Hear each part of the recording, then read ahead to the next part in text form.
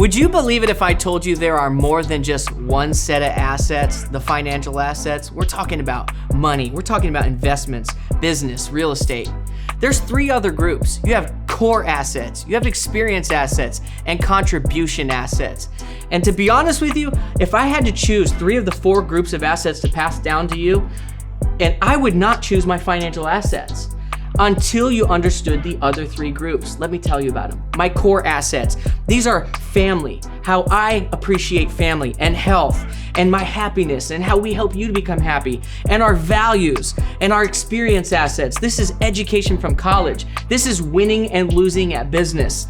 This is reputation and how we have to guard it, and also traditions. And then contribution assets, how we give with intention, how we use money to bless other organizations. If you guys don't get those 3 groups, you will just squander the financial assets that we will one day pass down to you.